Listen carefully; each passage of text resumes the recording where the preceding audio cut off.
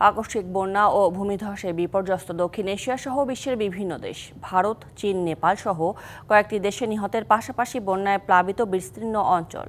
যুক্তরাষ্ট্রের টেক্সাসে বন্যায় প্রাণহানি বেড়ে দাঁড়িয়েছে 120 জনে। নিউ মেক্সিকো অঙ্গরাজ্য সহ আশেপাশের কয়েকটি এলাকায় ফুটে উঠছে বন্যা পরবর্তী ক্ষতচিহ্ন।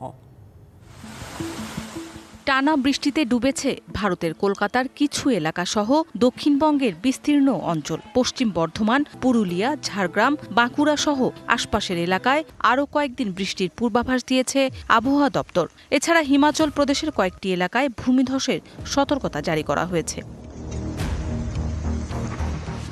নেপালের বন্যা কবলিত রাসুয়া জেলা থেকে বিদেশি পর্যটক সহ জীবিত উদ্ধার করা হয়েছে বহু মানুষকে। বিঘ্নিত হচ্ছে বিদ্যুৎ ও টেলিফোন সেবা।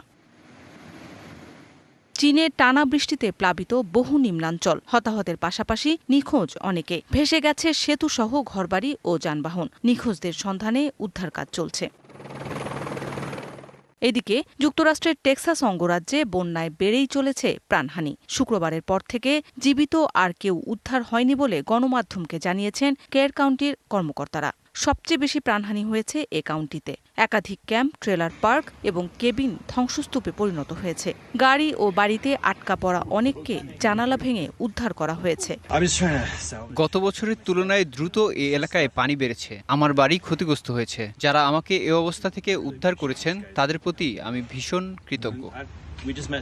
মেক্সিকো সহ আশপাশের কয়েকটি এলাকায় ধীরে ধীরে ফুটে উঠছে বন্যা পরবর্তী ক্ষতচিহ্ন। হতাহত হয়েছে বেশ কয়েকজন। প্রিয়জনদের খোঁজে পরিবারের সদস্যরা ছুটছেন আশ্রয় কেন্দ্রে। নিখোঁজদের সন্ধানে আমরা উদ্ধার অভিযান চালিয়ে যাচ্ছি। এ কাউন্টিতে বন্যায় হতাহতদের ঘটনায় ভীষণ মর্মাহত। তবে প্রস্তুতির ঘাটতি নিয়ে কঠিন প্রশ্নের মুখে পড়েছেন অঙ্গরাজ্য ও স্থানীয় কর্মকর্তারা। মৌসুমী শান্তা, ডিবিসি নিউজ ডেস্ক।